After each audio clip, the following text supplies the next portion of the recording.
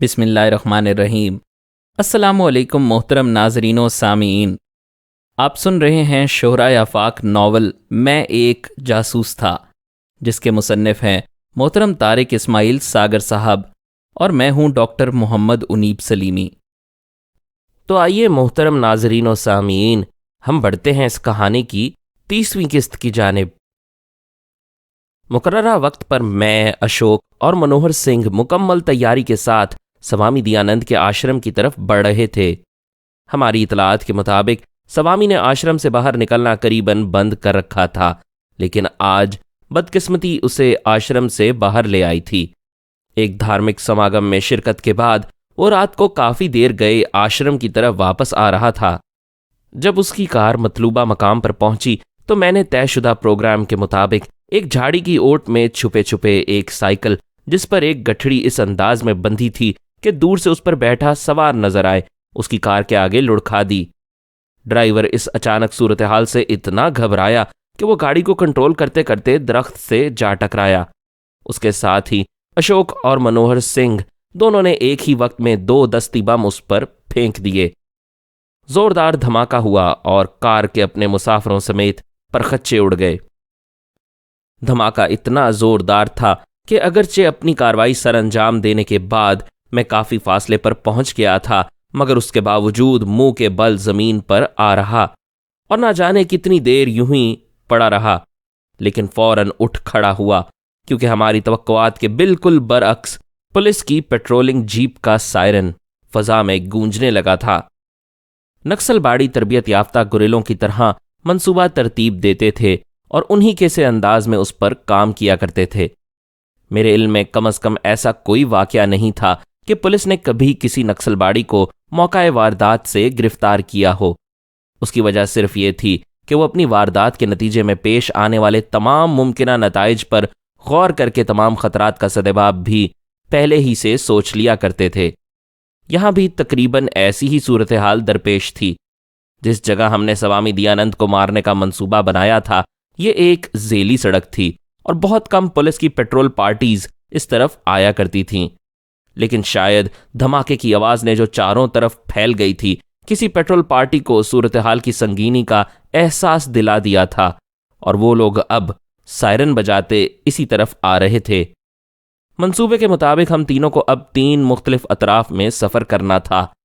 میں تو سلامتی سے گھر جا پہنچا، جبکہ دوسرے ساتھیوں کی ابھی کوئی خبر نہیں ملی تھی، اور مجھے ہر لمحے پولیس کی آمد کا دھڑکا لگا ہوا تھا، کہیں ان میں سے کوئی گرفتار ہو جائے اور وہ پولیس کو میرا پتہ دے دے۔ الصبح میں نے سب سے پہلے دونوں کی خیریت دریافت کی، اور جب ان کے محفوظ ہونے کی اطلاع ملی تو جان میں جان آئی۔ اب ایک لمبے عرصے تک نکسل باڑیوں کو دم سادھے رکھنا تھا کہ ان کا یہی طریقہ کار ہے۔ اس اثناء میں میرے معمولات میں کوئی فرق نہیں آیا تھا۔ کلکتہ سے واپسی پر میں نے فلائٹ لیفٹیننٹ راج کمار سے بھی ملاقات کی اور تازہ ترین صورتحال جاننے کے لیے دوسرے ذرائع بھی بروئے کار لایا۔ پرکاش کی شادی کی وجہ سے میرے دوستوں نے مجھے فی الحال لدھیانہ تک ہی محدود کر دیا تھا، کیونکہ اپنے دھرم ویر کی شادی میں مجھے بابو جی کی غیر موجودگی میں ان کا کردار ادا کرنا تھا۔ شنیوار کو پرکاش کی شادی خوب دھوم دھام سے ہندوانہ رسم و رواج کے مطابق انجام پائی۔ فطری کمزوریاں چھپائے نہیں چھپتیں۔ جب سندرشنا اپنے گھر سے وواہ ہوتے وقت مجھ سے لپٹ کر روئی تو بے اختیار میرے سینے سے ایک ہوک اٹھی۔ میری بہن جو پاکستان میں جھولی پھیلائے میری سلامتی کے لیے دعا گو تھی، سہاگ کا سرخ جوڑا پہنے میرے سامنے سوال بن کر آن کھڑی ہوئی، اور مجھے یوں لگا جیسے میں اسے ہی الوداع کہہ رہا ہوں۔ اس روز میں بھارت میں پہلی مرتبہ بے اختیار رو دیا۔ آنسو تھے کہ امڑتے چلے آ رہے تھے۔ اپنا دیس، اپنی مٹی، اپنے لوگ سبھی اکٹھے ہو کر مجھے رلانے آ رہے تھے، لیکن پھر یہ روشن چراغ آہستہ آہستہ بجھتے چلے گئے۔ وہ تو دور تھے مجھ سے، کتنے ہی دور۔ شادی کے اگلے ہی روز سندرشنا اور پرکاش میرے ساتھ بابو جی سے آشرواد لینے گئے۔ ہم نے خصوصی درخواست پر ملاقات کی سہولت حاصل کی تھی، اور سرکار نے بھی حاتم کی قبر پر لات مارتے ہوئے اجازت دے دی تھی۔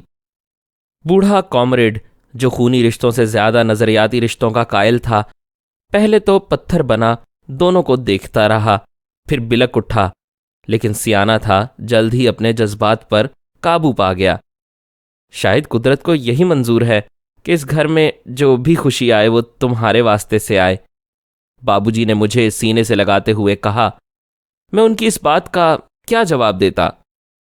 پونم کی ترشنا آنکھیں مجھ سے بار بار یہی سوال کر رہی تھیں کہ میرے حصے کی خوشیاں کب لاؤ گے پرکاش بابو؟ اور میں اس سوال کی شدت ہی سے کٹ جاتا۔ میرے پاس اس کا جواب تھا ہی کیا؟ میں اس سیاہ چشم دیوداسی کو کیسے کہتا کہ لوبان اور عود سلگا کر ساری زندگی اپنے سکھیا منی شہزادے کی یاد میں جدائی کے گیت گاتی رہنا؟ میں اسے کیوں کر بتاتا کہ قدرت نے اپنی ستم ظریفی آزمانے کے لیے تمہیں چن لیا ہے۔ تم نے محبت کی جو آکاس بیل اپنے گرد منڈ لی ہے، وہ تمہیں ساری زندگی اندر سے گھن لگاتی رہے گی۔ تمہارا نصیب تو اسی روز پھوٹ گیا جس روز تم میری آنکھوں کے راستے میرے دل میں اتری تھی۔ اب تو ہم دونوں اس راکٹ کی مانند خلا میں گردش کرتے رہیں گے جس کا رابطہ دنیا کے سائنسدانوں سے کٹ گیا ہو۔ ہاں، ہمارا مقدر دریا کے دو کناروں سے مختلف کب تھا؟ صورتحال اتنی تیزی سے بدل رہی تھی اور وقت کا پنچھی یوں پر لگا کر اڑنے لگا تھا کہ میرے اندازے دھرے کے دھرے رہ گئے۔ بھارتی حکومت نے اعلان جنگ تو نہیں کیا تھا، لیکن اس میں کسر ہی کیا رہ گئی تھی؟ ان کے دستے مشرقی اور مغربی سرحدوں کا تقدس روزانہ پامال کرنے لگے تھے، اور اس پر یہ غضب ہوا کہ اگرچہ بھارتی افواج کی وحشیانہ سرگرمیوں کا دنیا بھر کو ثبوت مل گیا تھا، لیکن اقوام عالم کے کانوں پر جوں تک نہ رینگی۔ انہوں نے چپ سادھ رکھی تھی، اور ادھر ہماری سفارتی کوششیں بھی ناکام ہو چکی تھیں، جس بنا پر انہوں نے خود کو تمام اخلاقی اور بین الاقوامی ذمہ داریوں سے آزاد کر لیا اور اپنی من مانی کارروائیاں کرنے لگے تھے۔ دشمن کی ان چیرہ دستیوں کے بعد ایک ہی صورت باقی رہ گئی تھی، اسے نکیل ڈالی جائے۔ مشرقی پاکستان میں طوفانوں کا رخ موڑنے کے لیے مغربی پاکستان میں پوری سنجیدگی سے محاذ کھولنے کی کوششیں ہونے لگیں، اور اس کے لیے مجھے بھی ایک اہم مشن سونپا گیا۔ مجھے پیغام موصول ہو چکا تھا، اور اس بار میں نے اپنے ان جیالے کمانڈوز کے ساتھ کام کرنا تھا جنہوں نے 1965 میں بھارتی سورماؤں کو تگنی کا ناچ نچایا تھا۔ میرے کان ان کی ہر آہٹ پر لگے رہتے اور نظریں بار بار بڑی بے چینی سے گھڑیوں کی سوئیوں کا جائزہ لینے لگتیں۔ کس لمحے میرے جانباز میرے دروازے پر آ دستک دیتے ہیں؟ کمانڈوز کے ساتھ کام کرنے کا یہ پہلا موقع تھا جو میرے لیے کسی سعادت سے کم نہیں تھا۔ ان شیر دل جوانوں کے ساتھ میدان عمل میں کودنے کی لذت سے آشنا ہونے کے لیے میری طبیعت ایک عرصے سے بے تاب تھی، لیکن میرے فرائض چونکہ اسپیشل سروس گروپ سے مختلف تھے، اس لیے اس سعادت سے ابھی تک محروم رہا۔ آج جب خوش قسمتی سے یہ موقع نصیب ہوا تو میری جذباتی حالت ناقابل بیان ہو رہی تھی۔ مقررہ وقت پر میں سرحدی علاقے کی ویران مسجد کے ارد گرد اگی جھاڑیوں میں آ کر بیٹھ گیا۔ ابھی مجھے وہاں بیٹھے 5 منٹ ہی گزرے تھے جب اچانک میرے دائیں طرف سے ایک مخصوص جانور کی آواز ابھری اور خاموشی چھا گئی۔ چند لمحوں کے توقف کے بعد پھر وہی آواز وقفے وقفے سے سنائی دی۔ یہ میرے دوستوں کی آمد کا سگنل تھا۔ میں نے بھی اپنے منہ سے ویسی ہی آواز نکالی اور وقفے وقفے سے 2 مرتبہ یہ عمل دہرایا، جس کے جواب میں میرے نزدیک ہی ایک پینسل ٹارچ جل کر بجھ گئی۔ اسی طرح کی چھوٹی سی ٹارچ میں نے بھی جلا کر بجھا دی، اور چند سیکنڈ کے بعد ہی ایک آہٹ میرے قریب سنائی دی۔ یہ راہبر تھا جو مجاہدوں کو رہنمائی کرتا ہوا یہاں تک لایا تھا۔ اس نے میرے ساتھ کوڈ ورڈز کا تبادلہ کیا اور مجھے مسجد کے قریب ٹھہرنے کا کہہ کر خود اندھیرے میں واپس رینگ گیا۔ چند منٹ کے جان لیوا انتظار کے بعد اس کی واپسی 5 جیالوں کے ساتھ ہوئی۔ اندھیرے میں باری باری وہ آگے بڑھ کر مجھ سے بغل گیر ہو گئے۔ ان میں سے 4 تو جونیئر رینک کے تھے، ان کا کمانڈر ایک پٹھان کیپٹن تھا۔ اتنے عرصے بعد اپنے بہادر فوجیوں کو اپنے وطن کی وردیوں میں ملبوس دیکھ کر مجھے خود پر قابو پانا مشکل ہو رہا تھا۔ میں نے راہبر کو وہیں سے رخصت کر دیا، کیونکہ اس کا کام اب ختم ہو چکا تھا اور میرا کام شروع ہوا تھا۔ راہبر نے کچھ عجیب سی نظروں سے ہماری سمت دیکھا۔ شاید وہ بھی اس جذباتی کیفیت کا شکار تھا جس نے مجھے اسیر کر رکھا تھا۔ اس کی آنکھیں ہم سے یہی التجا کر رہی تھیں کہ مجھے بھی اس سعادت سے سرفراز ہونے کا موقع دو، لیکن نظم و ضبط بھی بہرحال کوئی شے ہے۔ زندگی میں سبھی کچھ جذبات ہی تو نہیں ہوتے۔ راہبر کے رخصت ہوتے ہی میں نے کیپٹن کو آنکھوں ہی آنکھوں میں اشارہ کیا اور ایک سمت کو چل دیا۔ وہ لوگ اپنی ٹریننگ کے مطابق بکھر کر میرے پیچھے پیچھے آ رہے تھے اور میں ان کو لے کر یہاں سے ایک دوسرے ٹھکانے کی طرف جا رہا تھا، کیونکہ میری پہلی کمین گاہ کا علم راہبر کو تھا اور اس کی ممکنہ گرفتاری کی صورت میں اپنے عقیدے کی سچائی کے باوجود بشری کمزوریوں کو مد نظر رکھتے ہوئے اس بات کا قوی امکان تھا کہ تشدد کی تاب نہ لاتے ہوئے وہ اپنے صیادوں کو اس ٹھکانے سے آگاہ کر دے اور ہم کچھ کرنے کی حسرت ہی دل میں لے کر مر جائیں۔ قریباً 2 گھنٹے تک میں اپنے ہمراہیوں کو مختلف کھیتوں، کھلیانوں، ندی نالوں سے گزارتا اب اس جگہ پہنچ چکا تھا جسے میں نے ان کے آپریشن روم کے لیے چنا تھا۔ یہ بھی ایک گاؤں سے 1.5-2 میل کے فاصلے پر اہنسا کے پجاریوں کی خباثت کا نشانہ بنی ایک شہید مسجد تھی، جسے منوجی کے خونخوار بھیڑیوں نے قیام پاکستان کے بعد شہید کر کے اپنی مذہبی عصبیت کی بھینٹ چڑھا دیا تھا۔ میں چاہتا تھا مسجد کے انہی کھنڈرات میں بیٹھ کر جہاں سے میرے اسلاف کی حی علی الفلاح کی آوازیں چاروں طرف گونج کر بت پرستی کے غرور کو خاک میں ملایا کرتی تھی، میرے جیالے قرون اولا کی تاریخ ایک مرتبہ پھر دہرائیں اور برہمنی سامراج کو خاشاک کا ڈھیر بنا کر رکھ دیں۔ ایسی مساجد کے صحن میں نہ جانے کالی کے پجاریوں نے کتنے مسلمانوں کا لہو بہانے کے بعد انہیں شہید کیا تھا، لیکن اب وہ ان کے نزدیک پھٹکنے سے بھی ڈرتے تھے۔ ان کے ذہنوں میں یہ بات سما گئی تھی کہ یہاں مقتولوں کی روحیں قیام پذیر ہیں جو کسی بھی لمحے ان کی جان لے سکتی ہیں۔ شاید اسی وجہ سے اکثر دیہاتی علاقوں میں ان شہید کردہ مساجد کے ارد گرد قریباً میل میل کے فاصلے تک آبادی کا نام و نشان دکھائی نہیں دیتا، نہ ہی ان کے زیادہ نزدیکی زمین کو زیر کاشت لایا جاتا ہے۔ ایسے مناظر دیکھ کر میں اکثر سوچا کرتا، ایسی بزدل قوم کو جو مسلمان شہیدوں کی روحوں سے خوف کھاتی ہے، آخر کون سی طاقت برسر حکومت رکھے ہوئے ہے؟ ان کے کردار کو گھن لگ چکا، ان کے پاس سوائے بے حیائی اور منافقت کے اور رہ ہی کیا گیا ہے؟ تب مجھے اپنے سوالوں کا ایک ہی جواب سوچتا کہ اس کا سبب صرف میری قوم کی بے حسی، برسر اقتدار طبقے کی مصلحت کوشی اور لیڈروں کی پریم سبھائی ذہنیت ہے۔ بدقسمتی سے ابھی تک میری مقدس سرزمین پر ایسے لوگ بزوں میں خیش لیڈر بنے پھرتے تھے جنہوں نے کبھی صدق دل سے پاکستان کو تسلیم ہی نہیں کیا، اور یہ لوگ آج ہمارے ملجا و ماوا ہونے کے بھی دعوے دار ہیں۔ اپنے اسلاف کی عظمتوں کے ان کھنڈرات میں بیٹھ کر میں نے نہ جانے کیسے کیسے سپنے دیکھے۔ میرا دل گواہی دیتا تھا کہ جس روز میری قوم نے ہندو اور ہندو ذہنیت کے حامل پاکستانیوں کی اصلیت جان لی، وہ بھارت ماتا کی موت کا دن ہوگا۔ ایک مرتبہ میرے کشمیر کے جیالے اگر عزم کر کے اٹھیں تو ممکن ہی نہیں کہ وہ مہاسبھائیوں کے تابوت میں آخری کیل ٹھونکے بغیر پلٹ آئیں۔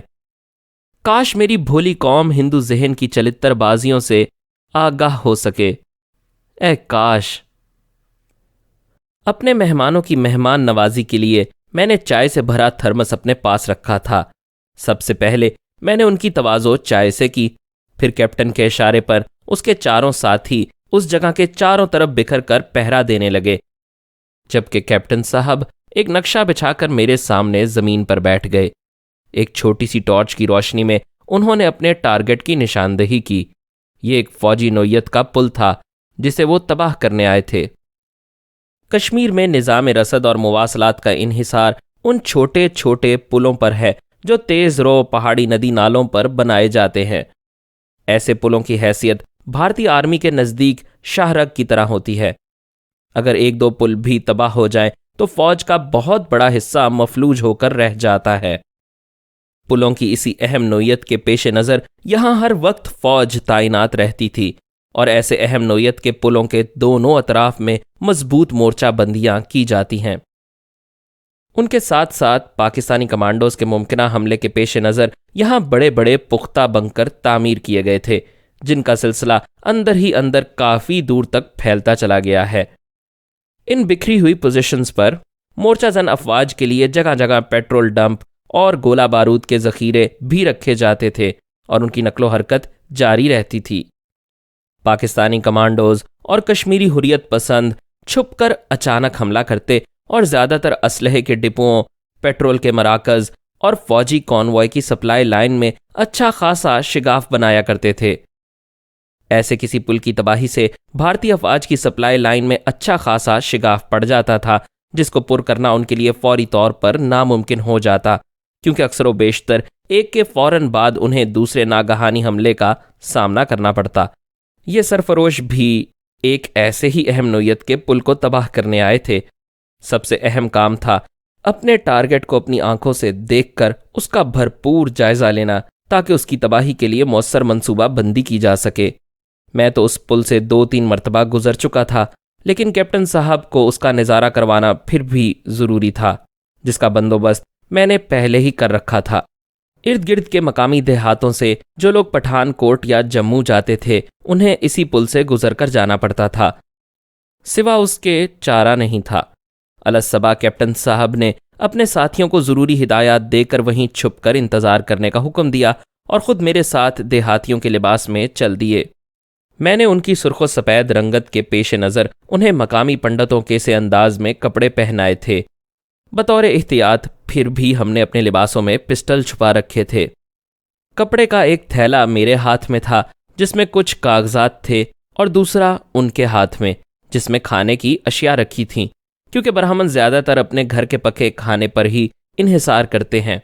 اپنی پلاننگ کے مطابق تمام باتیں میں نے جانے سے پہلے ایک مرتبہ پھر ان کو ذہن نشین کروا دیں۔ ہم دونوں اللہ کا نام لے کر چل دیے۔ میں نے جان بوجھ کر وہ راستہ اپنایا تھا جو ارد گرد کے دیہاتوں سے ہٹ کر جاتا تھا۔ یہ پل سے قریباً 8-9 میل دور تھا۔ سارا راستہ ہم نے پیدل ہی طے کیا اور سورج طلوع ہونے تک پل کے قریب پہنچ گئے، جس کے دونوں کناروں پر مسلح سنتری آنے جانے والوں کو ٹھونک بجا کر دیکھنے کے بعد ہی وہاں سے گزرنے کی اجازت دیا کرتے تھے۔ ہم دونوں ساتھ ساتھ چلتے اس پل تک پہنچے تھے اور پہرے داروں کی طرف دیکھے بغیر ہی منہ اٹھائے چلے جا رہے تھے۔ ہالٹ! کون ہو تم؟ کدھر جا رہے ہو؟ اچانک ایک فوجی للکارتا ہوا ہماری طرف بڑھا۔ جواب میں نے ڈرتے ڈرتے ہاتھ جوڑ کر اسے اپنی شناخت بتلائی اور نزدیک کے ایک گاؤں کا نام بھی لے لیا۔ اور تو کون ہے؟ اس نے کیپٹن صاحب سے بڑے درست لہجے میں پوچھا۔ کیپٹن صاحب ہونکوں کی طرح اس کا منہ دیکھ رہے تھے۔ گونگا ہے مہاراج جی، اسی کی مصیبت تو بھگتنے جا رہے ہیں۔ کیا کلیوگ آ گیا ہے؟ رشتہ داروں نے بیچارے کی ساری زمین ہتھیا لی، ہم عدالت ہی بھگتنے جا رہے ہیں مہاراج۔ میں نے اس کی بات کا بدستور اسی لہجے میں جواب دیا۔ یہ کیا ہے تھیلے میں؟ اس نے میرے تھیلے کی طرف اشارہ کیا۔ کاغذ ہیں، عدالت کے مائی باپ۔ میں نے تھیلے میں رکھے عدالتی کاغذات نکال کر اس کی طرف بڑھا دیے، جو پہلے ہی میں نے آج کے لیے تیار کروائے ہوئے تھے۔ ٹھیک ہے، جاؤ، اس نے قریباً جھڑکتے ہوئے جواب دیا اور ہم لوگ آگے بڑھ گئے۔ کیپٹن صاحب کی متجسس نظریں بڑی مہارت سے اپنے ٹارگٹ کا جائزہ لے رہی تھیں۔ انہیں اس بات کا احساس بھی تھا کہ دشمن بھی ان پر نظریں جمائے کھڑا تھا اور ان کی کوئی بھی مشتبہ حرکت ہم دونوں کی موت کا باعث بن سکتی تھی۔ ہم دونوں نے پیدل چل کر پل عبور کیا اور پل کے دوسری طرف کھڑی بس میں سوار ہو کر شہر روانہ ہو گئے۔ دوپہر کے بعد ہم واپس آ رہے، دوبارہ پل پر سے گزر کر حالات کا جائزہ لیا۔ اب میرے خیال سے کیپٹن صاحب نے اپنے ذہن میں کوئی پلان ترتیب دے لیا تھا۔ واپسی پر پہرے دار بدلے ہوئے تھے اور ہمیں ایک مرتبہ پھر چیکنگ کے انہی مراحل سے گزرنا پڑا۔ اپنے ساتھیوں کے پاس ہم شام کے وقت پہنچے تھے۔ کیپٹن صاحب نے نقشہ زمین پر پھیلا کر اس پر کچھ لکیریں کھینچیں اور اپنے جانبازوں کو پلان سے آگاہ کیا۔ اپنے مشورے میں انہوں نے مجھے بھی شامل کر لیا اور جیسے ہی آخری راتوں کا چاند ڈوبا، سرفروش کھڑے ہو گئے۔ ہماری ویڈیوز کو لائک اور شیئر کیجیے، کمنٹ سیکشن میں ہمیں اپنی رائے سے آگاہ کرتے رہیے۔ چینل کا سبسکرائبر بن کر بیل آئیکن دبائیں تاکہ آپ کو ہمارے نئے اپلوڈز کے متعلق نوٹیفیکیشنز ملتی رہیں۔